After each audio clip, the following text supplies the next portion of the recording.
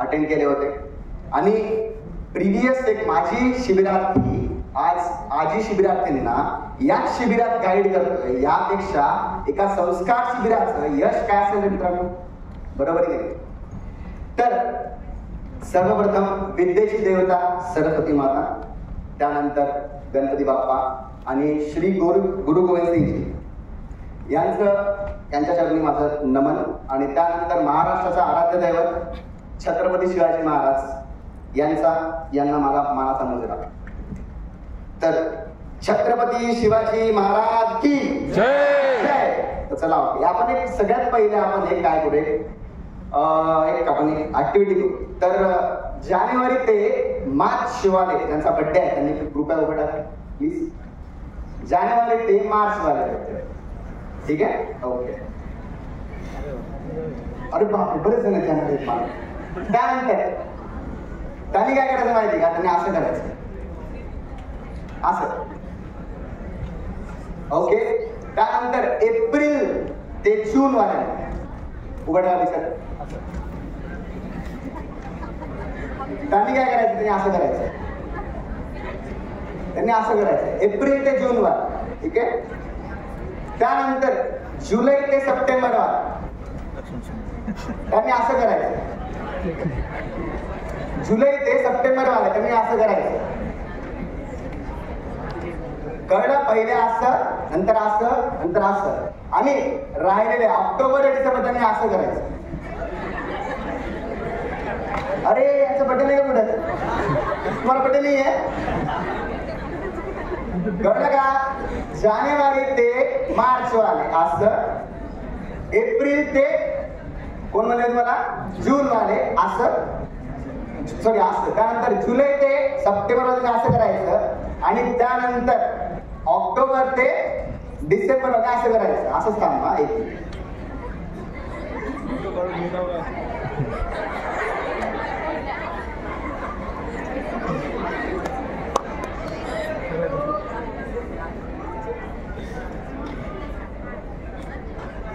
चला okay, thank you. मी माझ्या इंस्टाग्रामवर पोस्ट करतो, तुम्हाला स्टँडिंग क्वेश्चन भेटलं. Okay, thank you. तर मित्रांनो, प्राईम जरा सगळ्यांचा होता. चला, coming back to the topic. आपला टॉपिक आजचा आहे करिअर गायडन्स. तर जेव्हा मॅडमनी मला इंट्रोड्यूस करून दिलं तेव्हा मॅडमनी काय काय सांगितलं? ऑथर असेल, तबला वादक. पहिले चांगला कॅप केली तबला होता तुम्ही.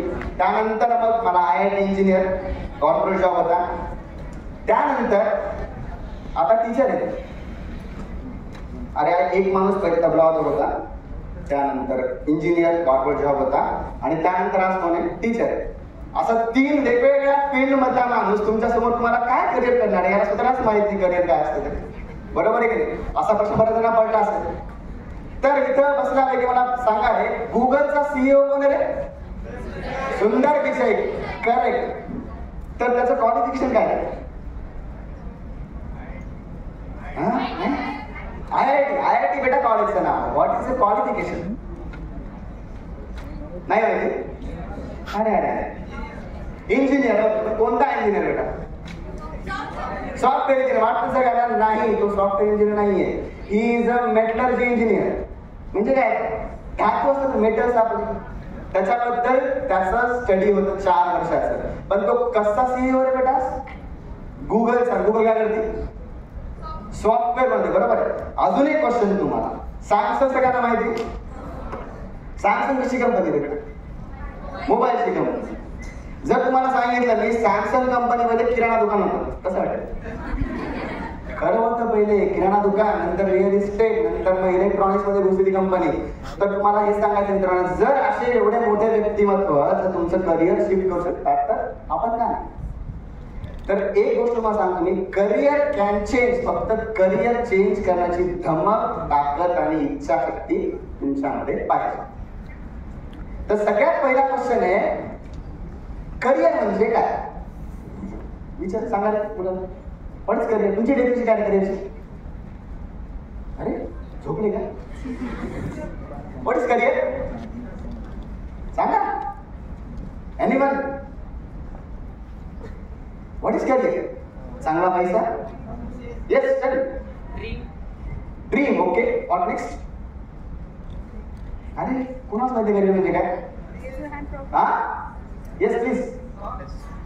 शौक. ओके शौक बड़ी चीज है. हाँ जिसको हमने हमारे फ्यूचर के लिए बना के रखा. ओके वेल नेक्स्ट. यस.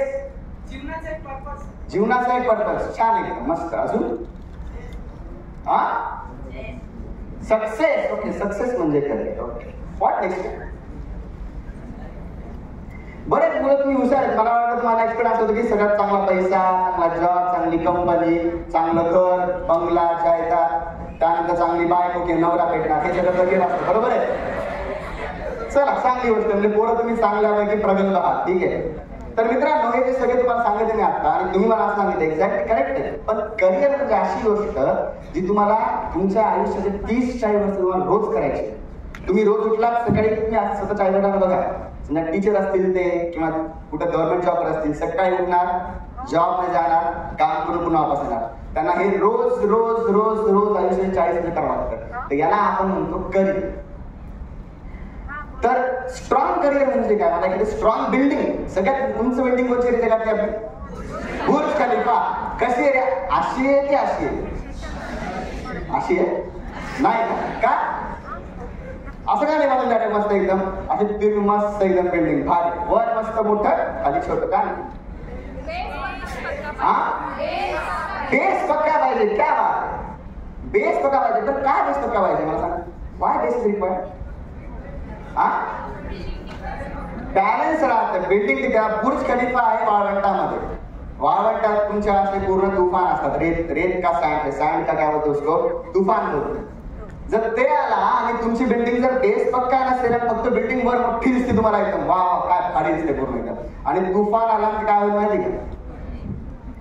तर न्यूज काय टॉपची बिल्डिंग आता बॉटम झाली. सगळ्यात जगातली उंच बिल्डिंग सगळ्यात लहान झाली अशी. करेक्ट. तर असं तुम्हाला पाहिजे का तुमचं करिअर? नाही ना. कोणाचं असं करिअर? तर करिअर म्हणजे बेसिकली स्ट्रॉंग करिअर सगळ्यात मेन मुद्दा माहिती काय आहे? तुमची आवड. आता लेट्स आता तुम्हाला सगळ्यांना युट्यूबर माहिती असतील. कॅरी नाटी, फ्लाइंग बीस्ट, अजून कोण येते बीबी वायन्स, बरेच असे बरोबर. त्यांना म्हणून तुम्हाला काय वाटतं चला आपल्याला आपण युट्यूबर करायचं महिन्याला 10 लाख रुपये 15 लाख रुपये कमवायचे. बरोबर.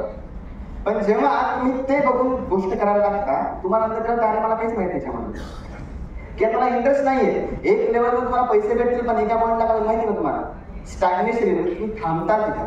मग तुम्हाला ते करिअर बोर लागेल. तर सगळ्यात पहिले का स्ट्रॉंग करिअरचा पाया म्हणजे तुमचं काय माहिती का याच्यामध्ये तुमची आवड. त्या करिअर तुम्हाला आवड आहे की नाही बघा. दुसरे काय करतात त्याचं इम्पॉर्टंट नाही. तुम्हाला ते आवडतं का बघा हे इम्पॉर्टंट. त्यानंतर दुसरी गोष्ट आहे समजा आपण एक मॅच पकडू. MS धोनी विराट सगळ्यांना माहिती आहे ऑब्विसली काय असते बरोबर आहे. मला सांगा अरे विराट कोहली प्रत्येक वेळा सेंचुरी मारतो का? नाही. कधी 0 रन होतो, कधी रन आउट होतो. रोहित शर्माच्या घालतो मावडी आला तर बरोबर आहे. करेक्ट आहे. पण याचा अर्थ तो बॅट प्लेअर आहे नाही. काय रे? कारण त्याच्याकडे इच्छाशक्ती आहे. तो नेक्स्ट मॅच खेळून पुन्हा सेंचुरी मारण्याची कॅपॅसिटी आहे. बरोबर. तर सगळ्यात मेन काय तर पहिली झाली आवड. दुसरी म्हणजे तुमची इच्छाशक्ती विल पॉवर त्याला आपण म्हणतो. चला ठीक आहे मी पहिल्या मॅचला फेल केलो पण दुसऱ्या मॅचला मी पुन्हा तेवढाच जमा नाही. ठीक आहे. आणि त्यानंतर तिसरं असतं एक स्ट्रॉंग ऑब्जेक्टिव्ह. म्हणजे काहीतरी एक तुमच्याकडे त्याचा एक फ्युचर तुम्हाला ते थिंक पाहिजे काय त्याचं काहीतरी मला हे अचीव्ह करायचं आहे. समजा लेट्स तुमच्या पर्सनल असेल, प्रोफेशनल असेल किंवा एखादा देशासाठी तुमचा मुद्दा असेल तर ते तुमचं एक काहीतरी स्ट्रॉंग ऑब्जेक्टिव्ह तुमचा फिक्स पाहिजे. ते झालं स्ट्रॉंग करिअर. तर करिअर किंवा कार्यपद्धती याचे 2 टाईप असतात. एक असतं जमेल ते काम करणारे लोक किंवा पडेल ते काम करणारे लोक आणि दुसरे असतात आवडेल ते काम करणारे लोक. आता पडेल ते काम करणारे लोक म्हणजे काय आहे का सांगा बरं. कोणी कॅन टेल मी. पडेल ते काम करणे म्हणजे काय? भेटलं ते काम करणे. ओके.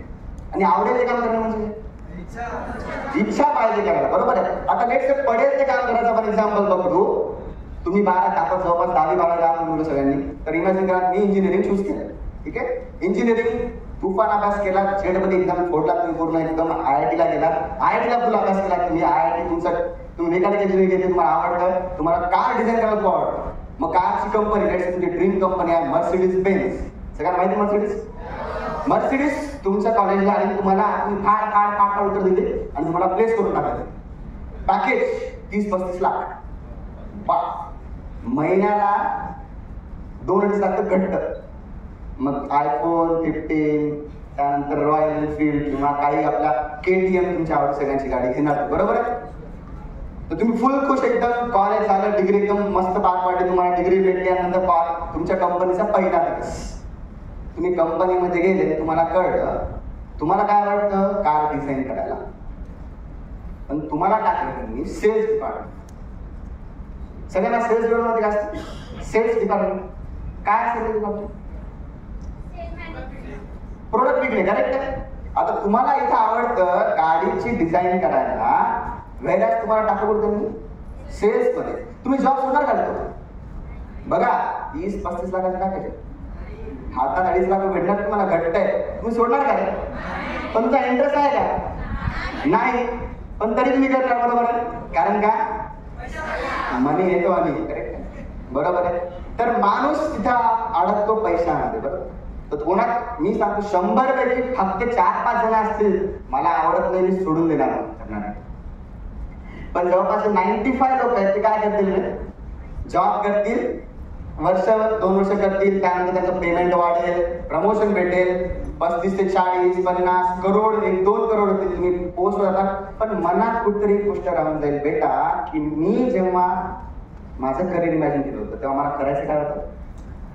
Car design. मी काय करतो? कार सेल करतो.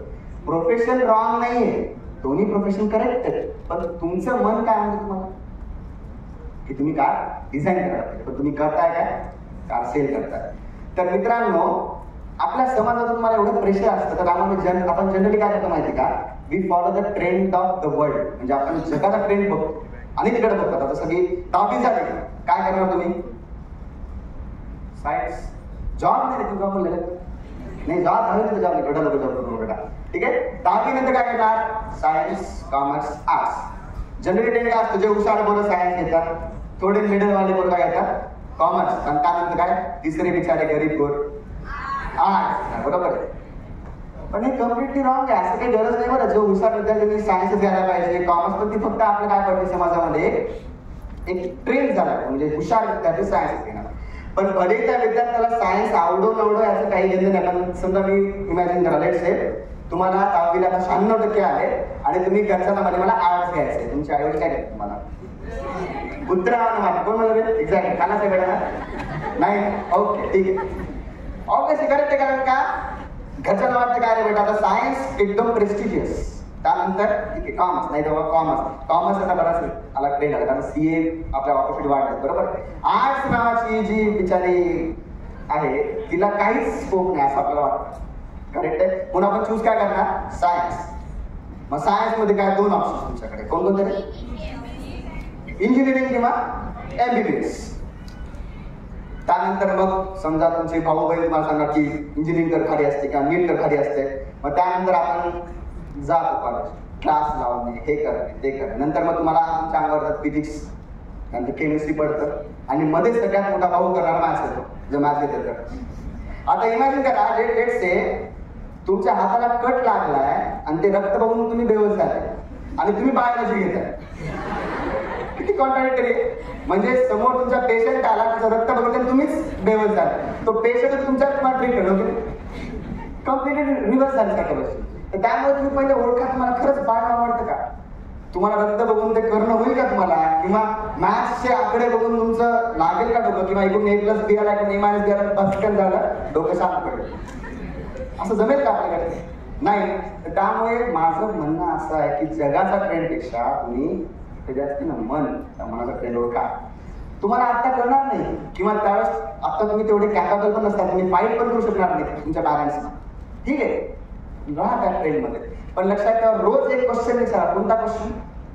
मी जे करतोय ते मला आवडतं का? व्हाय? तुम्ही एक चूज केलं फील्ड तर त्याचा क्वेश्चन पहिला पाहिजे, व्हाय आय एम डुईंग दिस. समजा लेट्स से इथं 12वीचे मुलं आहेत तरी पण आहे, तर बेटा तुमची सायन्स की कॉमर्स काय द्यायचं? सायन्स. कॉमर्स. चला ओके, नाईस, कॉमर्स. तर मी कॉमर्स काय घेते बेटा? उत्तर नाही, बरोबर तुझ्याकडे. कारण का? माझ्या बहिणीने म्हणलं, आईने म्हणलं, वडिलांनी. तुमच्याकडे उत्तर आहे का? कॉमर्स काय आहे? Tell me what is answer. C. का सी? सी आवडतं तुला, काय आवडतं बेसिकली? पैसा. एक्झॅक्टली, बरोबर आहे. तर आपण पूर्णपणे काय करतो, सगळं आपलं करिअर कुठे ठेवतो रे बेटा? पैशांवर ठेवतो, बरोबर आहे. तर सगळ्यांनी 3 इडियट्स बघितला. 3 इडियट्स मध्ये 3 मित्र कोण कोणते? रॅन्चो, त्यानंतर राजू, तिसरा कोणता? फरहान, बरोबर आहे. तर एक शेवटचा सीन आहे बघा. त्या फरहानला काय असतं रे बेटा? फोटोग्राफी, बरोबर आहे. पण त्याच्या आई वडिलांना काय असतं? मेरा बेटा इंजिनियर बनेगा. ओके, त्याला IC मिळत टाकतात, टॉप चॉकल मिळत टाकतात, बरोबर. तर शेवटी त्याला एक लेटर येते बघा. आपण रॅन्चो आपण सांगतो, त्याला म्हणतो की फरहान देख तेरे हाथ में लेटर है, गाड़ी रोड पे खड़ी है, 40 साल बाद सोच, तू यही सोचेगा साला लेटर हाथ में है, गाड़ी रोड पे खड़ी, अगर थोड़ी सी हिम्मत कर देता साला लाईफ कुछ और आहे ना डायलॉग. तर म्हणजे तुमची फक्त एक हिम्मत तुम्हाला करावी लागते. मित्रांनो लक्षात ठेवा, आपण म्हणतो ना, आता तुम्हाला म्हणलं समजा तुमच्या मागच्या आयुष्यात तुम्ही जर तुम्ही एवढे मोठे नाही आहेत पण तरी तुम्ही 10-15 वर्षांत तुम्हाला विचार की तुमच्या आयुष्यात कोणतं डिसिजन तुम्हाला चुकले असं वाटतं. तुम्हाला वाटतं मी सायन्स घेतलं, सगळ्यात चूक केली. कॉमर्स घेऊन फार मोठी चूक केली आणि आर्ट्स घेऊन तर जास्त मोठी. पण मित्रांनो लक्षात ठेवा, जीवनातला कोणताही डिसिजन चुकीचा नसतो. नीट केलं आहे का? जीवनातला कोणताही डिसिजन चुकीचा नसतो. फक्त फ्युचर मध्ये जाऊन त्या डिसिजनला बरोबर करायची तुमच्याकडे ताकद, धमक आणि इच्छाशक्ती पाहिजे.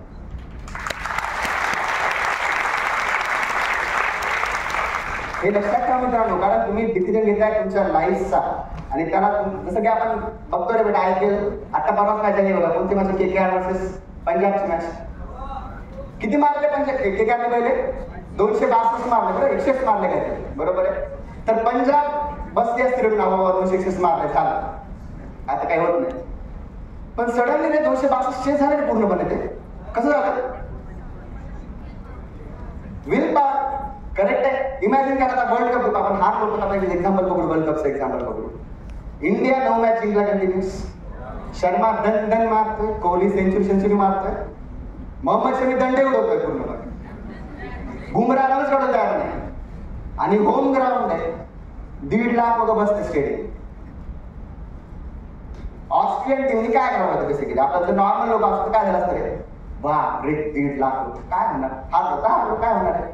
होम ग्राउंड आहे. पण त्यांनी काय केलं? पॅट कमिशनचं कॅप्टन एक स्टेटमेंट खूप भारी होतं बघा. I like to silence the crowd. काय म्हणला तो? त्या पूर्ण क्राऊडला शांत बसवणं मला आवडतं. काय असेल त्याच्याकडे तरी कॅपॅसिटी असेल, बरोबर. 1.5 लाख लोक, त्यानंतर एक इन्फॉर्म टीम जी सगळेच मारतायत पूर्णपणे A to Z, all 11 players are in form. सगळ्यांनी चूक केलं मित्रांनो. कसं आहे? त्याचा ऑब्जेक्टिव्ह काय फिक्स होतं? वर्ल्ड कप जिंकायचं. कारण पहिला तो कॅप्टन होता, बॉलिंग कॅप्टन होता. ओके, जनरली बॉलिंग कॅप्टन राहत नाही. त्यानंतर होम ग्राउंड आपलं होतं, त्याला जिंकायचं होतं वर्ल्ड कप.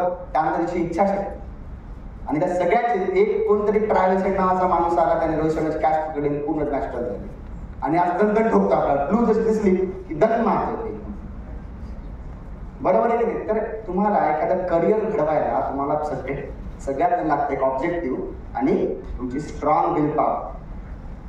तर त्यानंतर आवडतं करिअर निवडण्यासाठी तुम्ही क्वेश्चन विचारता मला म्हणल्यासारखं, व्हाय हा क्वेश्चन ऑलवेज चूज करा. तर त्यानंतर तुम्हाला जेव्हा कळलं की तुम्हाला हे करिअर करायचं, तेव्हा नंतर मग आता तुमचा पहिला टप्पा सुरू होतो. तर पहिला टप्पा आहे तुमचा गोल मॅनेजमेंट. तर माझ्याकडे 11-12ला ऍडमिशन घेताना बरेच पॅरेंट्स येतात. ते म्हणतात की सर स्कोप कशामध्ये? सायन्समध्ये, कॉमर्समध्ये, की MBBS ला आहे, नीटला स्कोप जास्त आहे, की इंजिनिअरिंग आहे, कुठं स्कोप जास्त आहे? तर मी त्यांना हा क्वेश्चन काय आन्सर देतो. त्यांना पहिले विचारतो की मुलाचं काय, त्याला काय करायचं?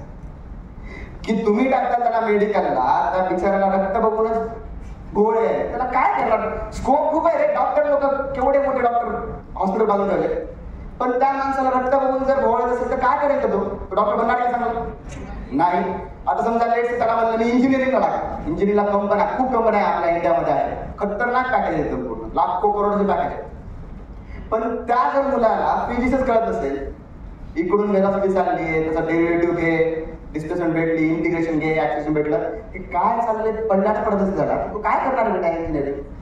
करेक्ट आहे नाही? तर पहिला मुद्दा असा तुमचा एकदा गोल सेट झाला तर समोरच्या गोष्टी सगळ्या क्लिअर होतात. तर गोल सेट केला तर मी त्यांना दिसत होतं जसं समजा एखाद्याने डिसाईड केलं मला इंजिनिअरिंग करायची, तर मी त्याला नेक्स्ट क्वेश्चन विचारतो की तुला कोणतं कॉलेज पाहिजे. फार कमी विद्यार्थ्यांना मला असा आन्सर भेटतं की मला टॉपचं कॉलेज पाहिजे, तर मला इंजिनिअरिंग घ्यायची, बस मला समोर सगळ्या माहिती. तर मी सगळ्यांना असंच म्हणतो बेटा की तुम्ही जेव्हा एखाद्या फील्डमध्ये उतरता तुम्ही डायरेक्ट टॉपकडे बघा, मला तिथं जायचं. आपण बघता मी आता इंजिनिअरिंग करतो, CSE GSI किंवा MGMI किंवा फार फार COEP जायचं, त्यानंतर मग इंजिनिअरिंग करायची, चांगला जॉब घ्यायचा, एवढं आपलं टार्गेट असतं. आपलं टार्गेट कधी असतं की आपला ऑल इंडिया रँक 1 येणे किंवा टॉप 100 मध्ये येणे, आपण टार्गेट कधीच ठेवतो, कारण आपली तेवढी मेंटल कॅपॅसिटी विचार करत नाही. जेव्हा कोणी UPSC करणारे असते तुमचे भाऊ बहीण त्यांना विचारा, त्यांना पहिल्यांदा हे सांगलं जातं तुम्हाला जर कलेक्टर बनायचं आहे तर तुम्ही आत्तापासून कलेक्टर सारखं वागा. म्हणजे असं ट्रीट करा की तुम्ही स्वतः कलेक्टर आहात आणि त्यानुसार तुमचं माइंडसेट तुम्ही रेडी ठेवा. तर तुम्हाला जर इंजिनियर बनायचं आणि टॉपचा लेवल असेल तुम्ही असं विचार करा की बाबा तुम्ही आत्तापासूनच टॉप मारत आहात. सो फील करा तुम्हाला स्वतःला की मला टॉप जायचंय. तर तिथं तुम्हाला जर एक म्हण आहे बघा इंग्लिशमध्ये, if you aim for sun you will land on at this moon. तुम्ही जर सूर्याचा जर ध्यास घेतला तर तुम्ही कमीत कमी चंद्रावर पोहोचता, आणि चंद्राचा ध्यास घेतला तर डायरेक्ट समुद्रात पोहोचता. ठीक आहे.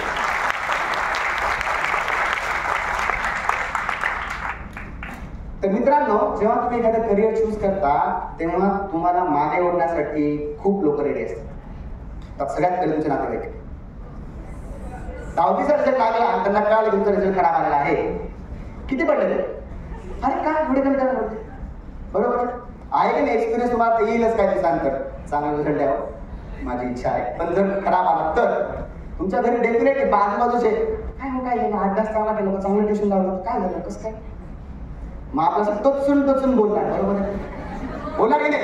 एक्सपिरियन्स असेल तुम्हाला, बरोबर आहे, करेक्ट आहे. किंवा तुम्हाला प्रेशरही असेल, तुमच्या भावा बहिणींनी 10वीला टॉप केले, 12वीला टॉप केले, पण त्यांनी किती मार्क काढले, तू काय करतोस, आहे की नाही असं, बरोबर आहे? तर मित्रांनो, तुम्हाला जेव्हा तुम्ही करिअर डिसाईड करता तेव्हा तुम्हाला पहिली गोष्ट लक्षात ठेवायला लागणार आहे की तुम्हाला फेल्युअर भेटणार म्हणजे भेटणार. It's a part of your life. It is part of your life. तर मला एक याच्यामध्ये हॉलिवूडमध्ये एक फार छान मूवी आहे, रॉकी म्हणून, जुनी मूवी आहे. त्यात त्याचा आपला जो हिरो आहे तो आपल्या हिरोचा मुलगा, त्या दोघांचं कन्व्हर्सेशन आहे. तर एक डायलॉग खूप भारी आहे. तर तो असा म्हणतो की इंग्लिशमध्ये पूर्ण सांगतो मला, यात सांगतो मी. The world ain't no sunshine and rainbow. The world is very mean and nasty place. How tough you are, it will beat you to your knees and will keep you if you let them. It is not about how hard you can hit, it is about how hard you can get hit and move forward, and that's how a winning is. असा meaning बघा काय की हे जे जग आहे ते खूपच चांगलं, सगळे छान छान आहे असं नाही. त्यामध्ये तुमच्याकडे काही असे विचित्र लोक असतात तुम्हाला जे खाली ओढायचा प्रयत्न करतील, आणि तुम्ही किती जरी टफ असाल तर तुम्हाला खाली ओढणार, सक्सेसफुल होणारच. आणि त्यानंतर तुम्ही त्यांना तिथं जर ठेवू दिला तर तुम्ही आयुष्यभर तुम्ही त्याच पॉईंटला राहणार. तिथून तुम्हाला वर येण्यासाठी तुम्हाला कोणी हेल्प करणार नाही, तुम्ही स्वतःच असणार आहे जे तुम्ही स्वतःला वर्क केलं. हा एक्सपिरियन्स मला आला होता 10वीच्या वेळेस. मी शाळेमध्ये एकदम टॉप विद्यार्थी, ब्रिलियंट, ज्याला बघून सगळे लोक जेलस व्हायचे पूर्ण. म्हणजे मला सगळे म्हणायचे की बाबा तू टॉपच मारणार डिस्ट्रिक्टमध्ये, काही मार एकदम भन्नाट, सगळे चांगलं, पेपर मस्त गेले आणि रिझल्टचा दिवस लागला. असा आभार कोसळला. जो विद्यार्थी डिस्ट्रिक्ट टॉपर होणार होता तो स्कूल टॉपर पण होता. असं झालं. पहिला जो रँक होता तो 93, दुसरा 90.3 मी होतो, आणि तिसरा होता 90%. म्हणजे कॉम्पिटिशन पहिल्यासाठी नव्हती, कॉम्पिटिशन कुठे होती, दुसऱ्यासाठी. 90.3 आणि 90, 2 मार्काचा फरक. मला 2 मार्क कमी आणि तिसरा. माझ्याकडे 2 ऑप्शन. परिस्थिती मला खाली पाडलं, काय करावं, रडावं, किती आग मनात ठेवावी आणि तिचं रॉकेट बनवून वर जावं. काय करावं त्याच्या मध्ये? दुसरं, बरोबर, रॉकेट. मी पण तेच. 12वीला मग मी असं ठरलं की 11-12 मला तुमच्यासारखं गेम पबजी, आता आमच्या वेळेस पबजी व्हिडिओ होते, आमच्या वेळेस माझ्याकडे कम्प्युटर होतं, कम्प्युटरवर एज ऑफ एम्पायर गेम होता, खूप NFS, रोड रॅश असे खूप गेम होते, मी दिवसभर खेळायचो. ज्या दिवशी वेळ लागला मी कम्प्युटर बंद करून टाकलं. मी डिसाईड केलं की बाबा 2 वर्ष हे डिस्ट्रॅक्शन जे आहे त्याला मी कम्प्लिटली काय करणार, ऑफ करणार. आणि कधी ओपन करेल, जेव्हा माझा रिझल्ट येईल त्याच वेळेस ओपन करेल. आणि देवाच्या कृपेने मला माझा ऑल महाराष्ट्र रँक 70 आला आणि मी डिस्ट्रिक्ट टॉपर 12. तर मित्रांनो, तुम्हाला फेल्युअर तर येणारच. मला हे सांगायची इच्छा आहे माझी, फेल्युअर येणार तुम्हाला, त्याच्यावर तुम्हाला ओव्हरकम करण्याची तुमची विल पॉवर असेल तरच तुम्ही ओव्हरकम करू शकता. त्यासाठी तुम्हाला लागतील त्या करिअर बद्दलची आवड आणि विल पॉवर. नंतरची गोष्ट मी थोडं स्पीडमध्ये घेईल. नेक्स्ट गोष्ट आहे तुमच्याकडे स्ट्रेस मॅनेजमेंट. तुम्ही बऱ्याच न्यूज ऐकला असेल की बाबा कोट्यामध्ये 2-3 विद्यार्थ्यांनी आत्महत्या केल्या. अरे एवढं तुमचं लाईफ चांगलं आहे, माणूस जन्म भेटत नाही तुम्हाला, पण तरी पण आपण काय करतो, डायरेक्ट उडी मारतो. त्यांनी बघितला व्हिडिओ तो 10व्या फ्लोअरवरून तिने डायरेक्ट उडी मारली. विचार करा त्या मुलीची काय असेल मेंटल असते पूर्ण एकदम.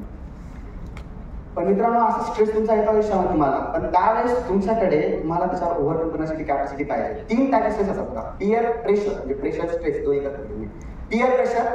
दुसरा असतो तुमचा मेंटल किंवा तुमचा इनर प्रेशर आणि तिसरा असतो पॅरेंट प्रेशर. तर पहिले पियर प्रेशर म्हणजे काय, माझा एक मित्र आहे त्याला खूपच चांगले मार्क पडतात आणि मी म्हणजे एकदम खाली, किती अभ्यास करू, त्याला 200-300 पैकी 250-300 चाललेत मार्क आणि मी किती अभ्यास करू 100-120 काय. कंपॅरिझन होणार, रिझल्ट कधी चालेल, बघ तो किती मार्क चांगला काढतो, तू काय टीचिंगचं सेमच आहे, अभ्यासच करत. पण तुम्ही तर अभ्यास करताय पूर्णपणे, बरोबर आहे, यू आर डुईंग स्टडी. पण काय होतं माहिती का, त्याच्यावर तुम्ही कंपॅरिझन करता आणि तुम्ही स्वतःला मग कमी समजू लागतो. त्यात काय क्रिएट तुमचा डिप्रेशन क्रिएट होतं. तर याच्यावर तुम्हाला आवडण्याची सगळ्यात मेन गोष्ट काय, तुम्ही चुकीच्या व्यक्तीला कम्पेअर करता. You should compare you to yourself. कारण तो मुलगा कधीतरी खाली येऊ शकतो, याचा अर्थ असा की तुम्हाला बीट केलं. तुमचं टार्गेट काय, त्या मुलाला बीट करणे की तुम्हाला मार्क देणे. व्हॉट इज टार्गेट, मार्क देणे, बरोबर आहे. तर मार्क घेणे टार्गेट आहे, त्यामुळे तुम्ही मार्कांकडे वाटचाल करा. त्या मुलाला हरवचा प्रयत्न करू नका, तो मुलगा कधीतरी खाली येईलच. तुम्ही आज 100 पडताल, 110, 20, 30 आज करता, तुम्ही 200 मार्काला टाका. तर हे झालं तुमचं पियर प्रेशर हँडलिंग करणं. त्याला दुसरं असतं पॅरेंट्सचं प्रेशर. बऱ्याच जणांना असं लोक रिझल्ट घरी गेला की तुम्ही पटकन मोबाईल बघता ती फाईल प्रिंट होता. करेक्ट, बरेच जण करत असेल ओके नाही, रिझल्ट कळले तरी काय करतात ते, मग तुम्ही काय सांगणार, रिझल्ट चालला नाही, सर रिझल्ट पाठवलं नाही, काहीतरी फॉल्ट होता आन्सरकीमध्ये. आणि जर रिझल्ट कळला तर मग काय दिवस एवढं शिया आहे की नाही, खूप जण ऐकलं बरोबर असं. तर त्यानंतर काय होतं माहिती का, याच्यामध्ये या पॅरेंट्सच्या पेक्षा तुम्ही प्रेशर कसं करू, कारण का पॅरेंट्सच्या एक्सपेक्टेशन असतात. माझा मुलगा माझ्यापेक्षा फार मोठा व्हायला पाहिजे, त्यांच्या एक्सपेक्टेशन आहे. त्याला तुम्ही प्रेशर समजू नका. एकदा तुम्ही काय घरी पॅरेंट्स जवळ घेऊन बसा की त्यांना सांगा मी असा अभ्यास करतोय पण मला मार्क भेटत नाही, मला थोडं चान्स द्या, मला सपोर्ट द्या. आणि विचार मित्रांनो, असं लक्षात ठेवा की ज्या मोमेंटला तुमचं पॅरेंट्स तुमची शिल्ड बनतात ना, तुम्ही सगळे पबजी फ्री फायर घेता बघा, शिल्ड सगळ्यांची माहिती, शिल्ड घेतल्यानंतर समोरून काही येऊ द्या तुम्हाला लागतं का, नाही लागत, बरोबर आहे. तर ज्या मोमेंटला तुमचे पॅरेंट्स तुमची शिल्ड बनतात त्या मोमेंटला तुम्हाला सक्सेस करायला कोणी देऊ शकणार नाही. आणि तिसरं प्रेशर तुमचं इंटरनल प्रेशर, मी करतो ते बरोबर आहे की उद्या मी जाऊन जे करिअर चूज केलं ते खरंच सक्सेसफुल होईल का, माझ्याकडे कॅपॅसिटी आहे का. मग या गोष्टीवर तुम्हाला सपोर्ट करण्यासाठी तुम्हाला तुमचे पॅरेंट्स तुमचे मित्र कामात आहेत. त्यानंतर एक लगेच क्विक मध्ये मी कंप्लीट करून टाकेल. लास्ट एक, जेव्हा तुम्ही सक्सेसफुल करिअर चूज करता आणि तुम्ही सक्सेसला टच पण करता, लास्ट एक गोष्ट मी तुम्हाला सांगतो, लाईफ मॅनेजमेंट. तुम्ही सक्सेसफुल झालात पण खूप पैसा कमवलात, एकदम प्रॉपर्टी मुंबईला पुण्याला प्रॉपर्टी कमवलात, एकदम पूर्ण गरगट्ट पगार तुमचा सगळं आहे, पण तुम्ही समाजासाठी काहीच कामाचं नाही. तर काय झालं रे, तुमचा मित्र आहे करोडो कमवत आहे आणि तुम्हाला एकदा काहीतरी एकदम इमर्जन्सी आली, त्याला पैसे मागितले, तुम्हाला पैसेच नाही, तुम्ही त्या मित्रानंतर बोलता का पाहिजे, you never talk to that person, कारण तुम्हाला इमर्जन्सी मध्ये त्यांनी तुम्हाला कधी हेल्प केली नाही. तर जेव्हा तुम्ही मोठे बना तेव्हा मोठं तर बनाच ठीक आहे, पण तुम्ही एक चांगलं व्यक्ती म्हणून पण मोठं बना, हे फार इम्पॉर्टंट गोष्ट आहे. आता आपलं एक्झाम्पलच बघा, नवदूत फाउंडेशनचे हेड नवनियाल काका, त्यांचं मार्केट फार पडताना काय करायचं एवढं पूर्ण करायचे, मस्त एकदम त्यांचं पूर्ण सेटल आहे, वेल सेटल आहे, पण तरी पण आपल्यासारख्या विद्यार्थ्यांना घडवावं लागेल काहीतरी, त्यांची एक विचारशक्ती आहे बघा, एक पूर्ण त्यांचे शिबिर, त्यांचे पूर्ण एकदम सामाजिक कार्याचे त्यांचे मेन उद्दिष्ट आहे. त्यांना काय गरज आहे बरं हे करायची पूर्ण एकदम? कारण माणूस म्हणून आपण एका समाजाला काहीतरी देणं लागतो, ही फार इम्पॉर्टंट गोष्ट आहे मित्रांनो. आणि जर तुम्ही समाजाला देणं लागता तर या समाजाला तुम्ही हळूहळू एवढ्या लेवलला येता की भारत जो आपला बनायचा महासत्ता, तो एका लेवलला तो महासत्ता बनायला कोणी रोखू शकणार नाही. तर मी एक लास्ट शेवटी सांगतो आणि माझा एम करतो. कर्तृत्वाच्या बळावर देवत्व मिळवता येतं याचं मूर्तिमंत एक्झाम्पल म्हणजे कोण रे? आपले छत्रपती शिवाजी महाराज. आणि ईश्वर चरणी माझी हीच प्रार्थना आहे, जेवढी इच्छाशक्ती, जेवढं करिअर आणि ती विचारशक्ती महाराजांना भेटली, तीच आपल्या सर्वांना इथे लाभो आणि तुमच्यासारखेच हे शिबिरार्थी काही वर्षांतर या स्टेजवर येऊन अजून नवीन शिबिरार्थींना काही गायडन्स करतील. एवढं बोलून मी माझे 2 शब्द संबोधतो. धन्यवाद.